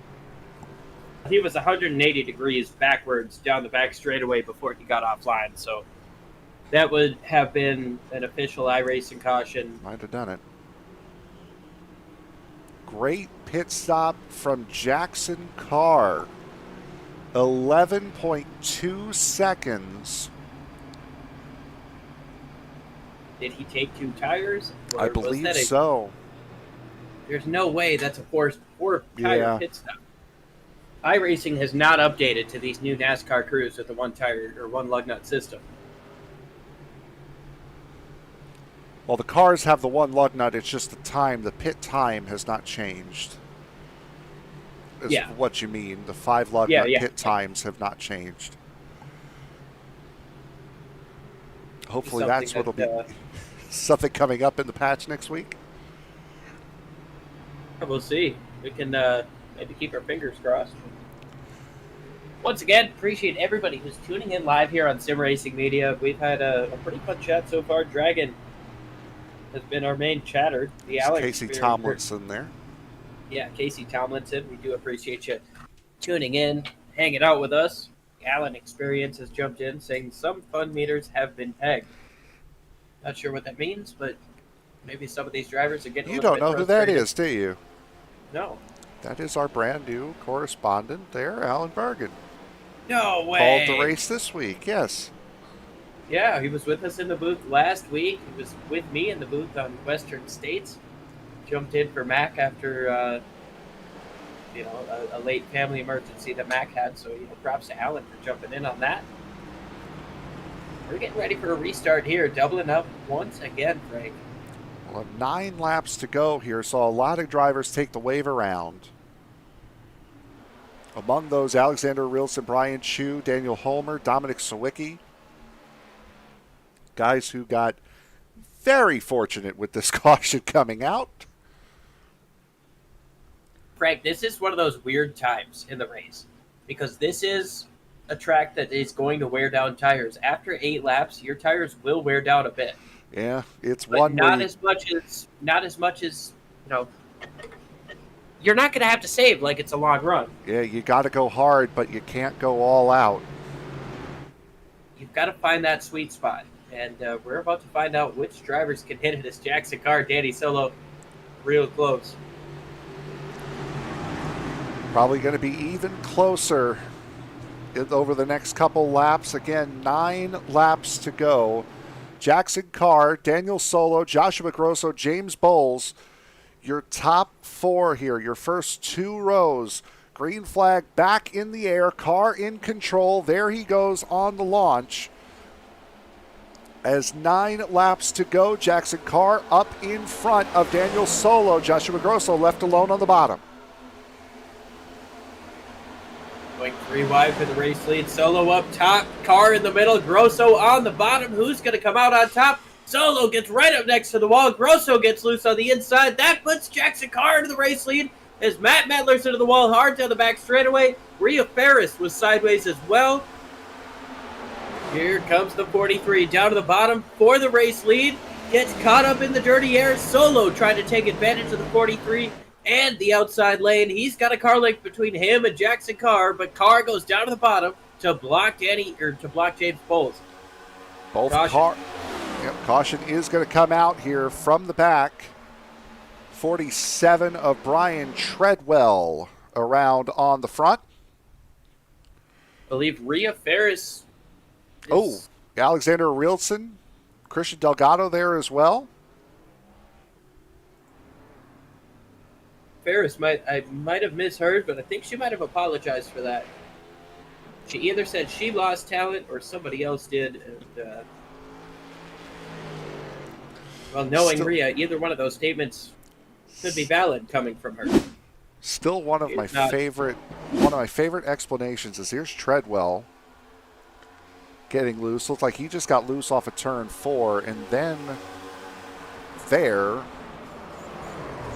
is what happened with Treadwell. Arildsson, May also getting involved in it. There's Delgado sliding into the picture. Still one of my favorite explanations for a crash was Carl Edwards. I think we broke something. I believe it was traction. I believe Ria Ferris has taken blame for that incident there that we just witnessed. Not sure that was on her. We saw Arildsson coming swinging back up the track. She came on the radio requesting an EOL. I think she feels that was her fault, and she might feel differently when we look at it. I agree with you, Frank. I don't feel that was necessarily 100% on her, and I don't think she was the one that brought out the caution. But she might feel a little differently when she goes back and watches this race. So it'll be Jackson Carr, Daniel Solo, James Bowles, Joshua Grosso, Marcus Hagman, Michael Iskander up in 6th position, plus 18 from where he started. A great night for the one here tonight, that Trackhouse Racing team. Chris Smith, Rosa Laszlo back up in the top 10 where he was earlier on tonight. Bob Wykoff looking for back-to-back top 10s. And the damaged, battered, crippled Larry Fairman, number 17, at Pala Casino Resort Machine, somehow chugging along in the top 10.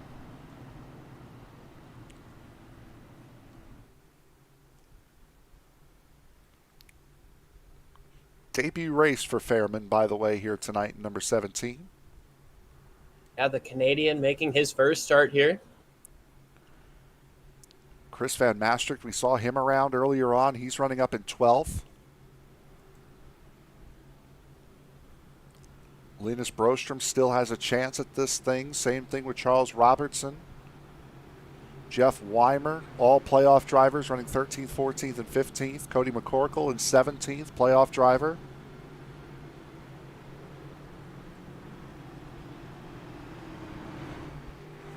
Still a lot left to do here at Auto Club. Now, we had mentioned under the last caution the season 2024, the year 2024 season 1 update should be coming your way this week here on iRacing. From what I remember from that video iRacing put out a couple of weeks ago, no rain is expected here in this update. However, they did say that rain is imminent here, so it's not quite ready yet. Project Tempest, as iRacing calls it, is not quite ready yet, but the release of it is imminent.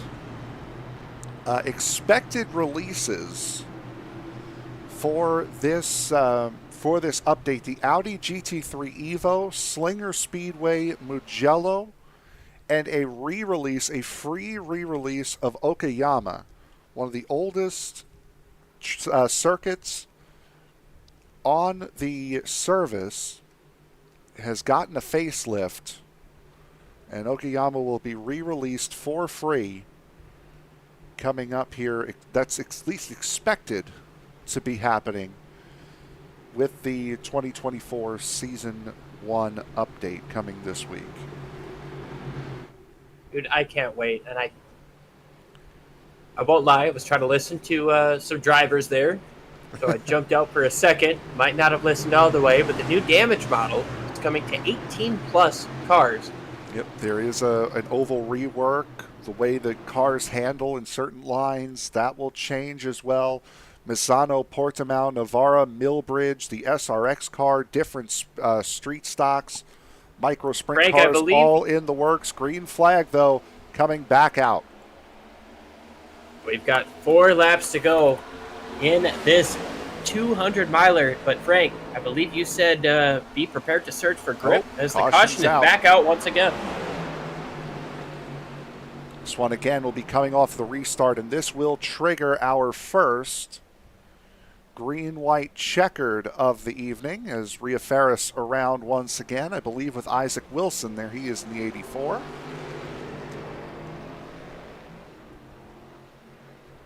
Take a quick look at that. But like you said, Frank, this is going to set up our first green-white checker situation.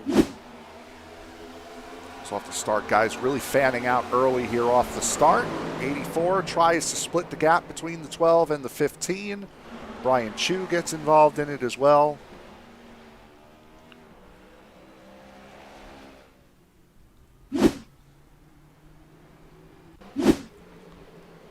As there is Bowles coming back in. Jackson Carr catching up to the pace car.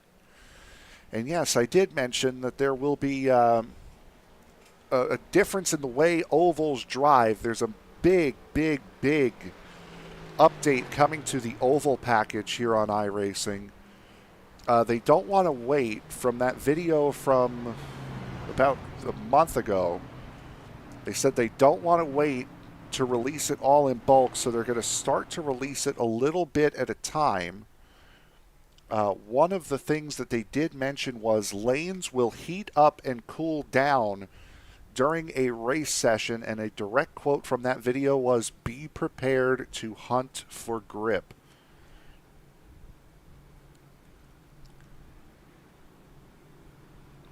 Saying more noticeable track evolution based on time of day, temperature, etc. as well involved in that. So we could be seeing watch out, Daniel Holmer. Could be seeing a completely new way of oval racing here on iRacing start to trickle its way in starting next week. Won't affect us too much being at Talladega, but certainly will be seen at Kentucky. That top line could get rubbered in real good. You might see the choo-choo train up top. That will have nothing to do with the track, more to do with these cars, and if these drivers are willing to just sit and ride for some laps. Also, you also got to think with what they're talking about with track evolution, that line might get too hot and it might start to go away. Then you have to use the bottom. Let the outside line cool down a little bit. Track like Kansas, I'd say that might be a factor, or especially a short track like. We don't have Toledo, but one of those high bank short tracks that you got to get up next. Well, IRP, that's a big one. Usually you want to stay right up next to the wall, but if it gets too rubbered in, too greasy, you start getting loose. Buddy, I tell you what, I am so excited for just the different challenges that we're going to see coming with this new update. Oval racing is going to change, and well, if you're tuning into Sim Racing Media right now, I assume you're a fan of oval racing. Be ready for changes to happen. I don't know how big they'll be, but as a driver, I'm excited to see how I'm going to have to attack these tracks differently. Now being in the off season, I have been glued to NASCAR Classics, and I started watching the 1993 season. And at Martinsville, the spring race in Martinsville in '93, they debuted an infrared camera to detect the heat off the cars. Now, it was all black and white. Of course, the darker the color, the cooler it was. The brighter the color, the hotter it was. You could very clearly see the line at Martinsville heating up as the race went on. So that'll be very cool to see how they implement that here in the sim. I'm super excited to see how that's going to play out. But I tell you what, Frank, I'm more excited to see how this restart's going to play out. Jackson Carr played the strategy well, got the pit stop done under the caution that came out with just over 10 laps to go. Now he's restarting in the race lead, up 28 positions from where he started, currently our biggest mover of the day. Big time pressure if you're in the 13th. Sun going down here as well.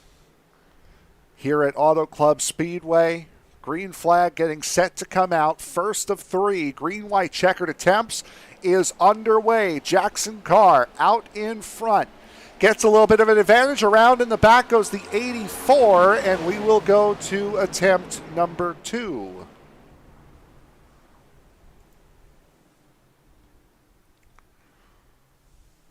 Once again, that was Isaac Wilson off the start.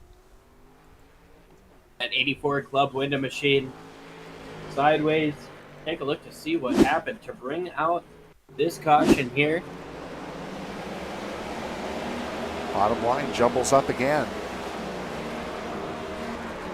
Went out on the racetrack, and it's going to bring out a yellow. Now, from your experience, because when I'm in the car, everyone's wrong until I see it again, but is that more of the inside line not getting going, or is that just too many guys trying to anticipate the start and logging everyone up behind them when they get it wrong? I think it's a little bit of both. You know, you get that kind of accordion effect. Things start up towards the middle of the pack, and at the back, got a lot of these guys who are, you know, facing an EOL that are getting damage repaired, stuff like that, that are trying to get everything that they can.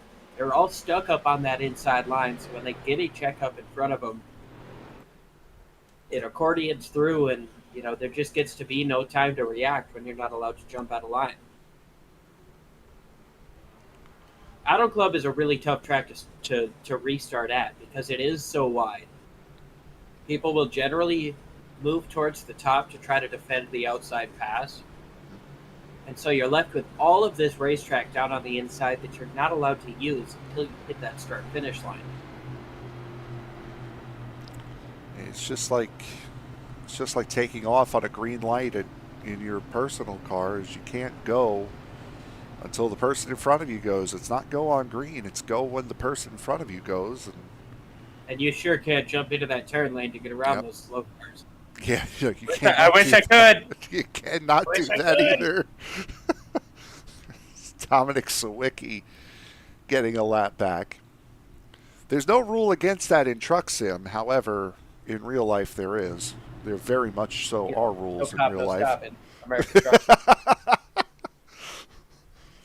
Even when there is a cop, there's no stop in American Truck Sim.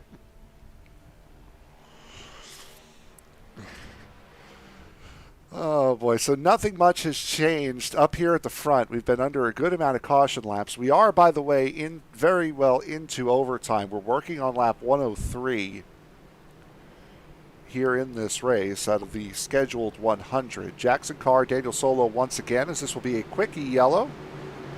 Nobody coming into pit, so they'll double them up. Start them quickly here. As the green flag gets set to come out, Jackson Carr, James Bowles trying to keep drivers from locking themselves into the Championship 4 this week. Daniel Solo and Joshua Grosso trying to not worry come Talladega next week. Green flag set to come out. Back into the restart zone they go. Green flag in the air. Green-white checkered attempt number 2 underway. What a push by the 43. The sun has gone down. The stars are coming out here in Hollywood. 2 laps to go to bring this one home.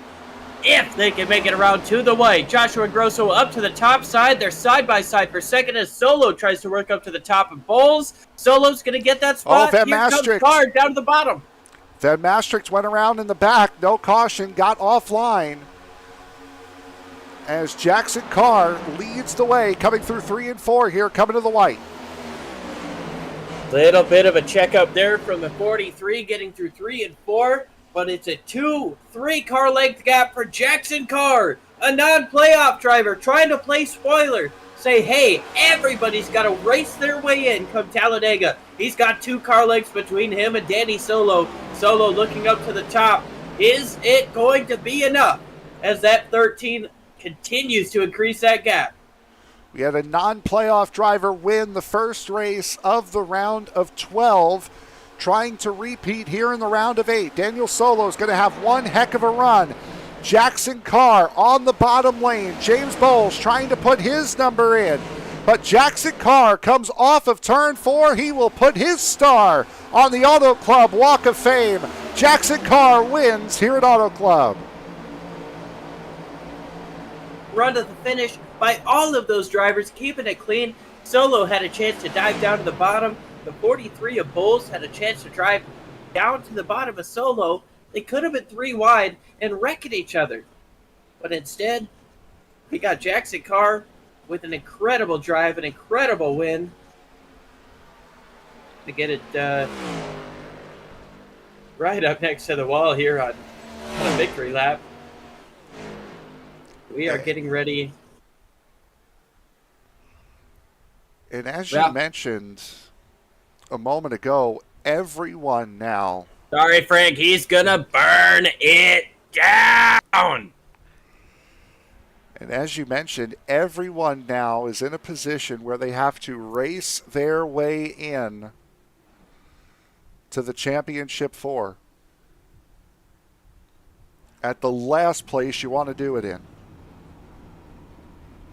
The last place you want to do it in as we continue to watch the 13 burn it down. He's actually already jumped up into the winner's circle. So let's see if we can talk with him while he's burning it down here. Take it away, Liam. Jackson. Yeah. What a run there. What a strategy call as we're watching you burn it down here on the front straightaway. First off, talk with me on your call to pit on the first caution after that stage. Did you know that was going to be a different... I got to go further back. Pitted on lap 49. Yeah, so but I didn't take tires at the stage break, and I was hoping for a caution in like 10 laps, but I just decided to just take tires on that first yellow just to get a little bit more fuel and then stay out a little bit longer. And me and James were working together, and then the 24 and the 54 just stayed out, so we just stayed out with them and ended up staying on the lead lap with that yellow. So took 2 tires at the pit stop there. Kind of just needed track position. It's super hard to pass here, so we'll take it. Kind of an easy win. I didn't really get challenged. I was really hoping for yellows, so I was just going late in the restart zone to hopefully stack everybody up, and it seemed to work. So, I wasn't up there all race. I was just kind of messing around in the back, having fun, coming from the back all the way up to the front, to the back again. So I'm just glad that it all worked out in the end. James, I don't know where he finished, but he was really good all race. He helped me. He definitely helped us get back to the pack. He was really good long run, so it was good to get behind him and save tires to help us get up to those guys, to be in a position to stay out and stay on the lead lap and come out at 4th and then pit into first place. Had a couple of different attempts at a green-white checker. One with 3 to go, then you got the actual ones. Walk us through those restarts and then the final restart, what it took to get out in front of these. You don't want to get a big jump.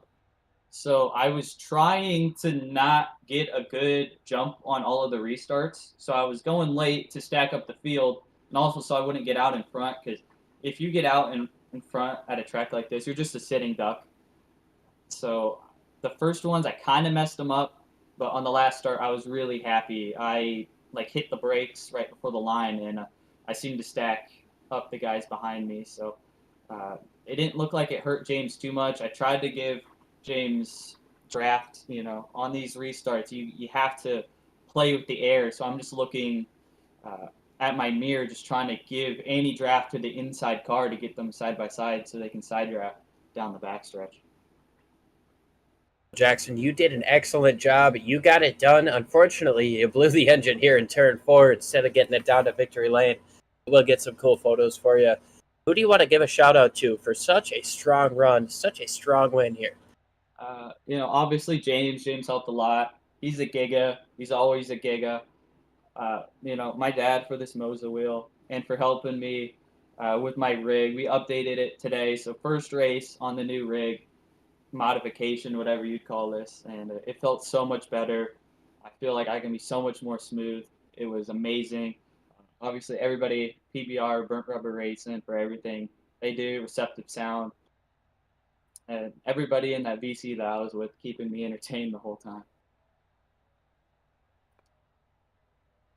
Awesome stuff, man. We appreciate you joining us, and congratulations once again on your win. Go celebrate with those PBR boys. Hell yeah. So that was your race winner, Jackson Carr. Unfortunately, we do not have our second place finisher, Daniel Solo, so we will now join our third place finisher here, James Bowles. And James, one heck of a race for you, coming up through the field a couple of times, up 7 from where you finished here tonight. Talk us through that final run to the finish there. Well, before we had the green-white checkered started to happen, me and Jackson we were in the same boys chat together. We planned on staying out when green flag pit cycles happened, when Brian Chu pitted, Linus pitted. I don't know who else pitted on that first stint, but it was basically me, Solo, Grosso, and Jackson, and myself basically left out there before the first caution came out for green-white the constant green-white checkered. So the pit strategy did play out really well. It was really, really hard to pass here. Like, even on the inside, like every time you get off the exit of 1 or 2, you have the guys that have the draft help behind each other. They just shoot right past you on exit like 2 and 4 each time, and you can't really get anything going on the bottom unless you just fully send it in there, which I was trying not to do all day. But all in all, I'm happy I got a P3, though. Listen, I'm what? How many starts? 60-second start today, and still haven't got a win. I came this damn close. I mean, it's upsetting. I'm sure it is. We head to Talladega next week. Probably one of the better chances to get a win, and just about as equal a chance to get a last place. What are your thoughts going into Talladega next week? I'm excited. Talladega is one of my favorite tracks. Though, granted, running Talladega in this league for me in the past has been hit or miss. So I usually come home either wrecked, or come home with a top or a podium like earlier this season. So hopefully, if the cars fall into place, I could probably come away with a win at Talladega next week. All right, anyone you want to give a shout out to before we let you go? Yeah, shout out to my LMC teammates. Shout out to Big Fan Esports. And also, I do want to give a shout out to someone that watched the race today. I met 2 days ago, Miss Azzy. Thank you for watching the race and cheering me on. All right, James Bowles, your third place finisher here tonight, bud. Congratulations. Thank you. And with that, Liam, that will pretty much wrap it up here for us tonight. A very good race, a fun race, saw a lot of action, saw the green flag runs that you love to see here at a track like Auto Club.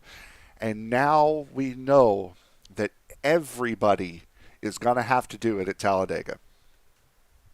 Yeah, what a sketchy situation you're in. I mean, you could be leading the points right now. Obviously, the 8 car was leading the points coming into this race. Still find yourself out if you crash early. It's going to be sketchy for these playoff drivers as they try to find their way into the Final Four. One chance left, and only one driver is going to win that race. Is it going to be a playoff driver? Or is it going to be another spoiler like we saw Jackson Carr do tonight?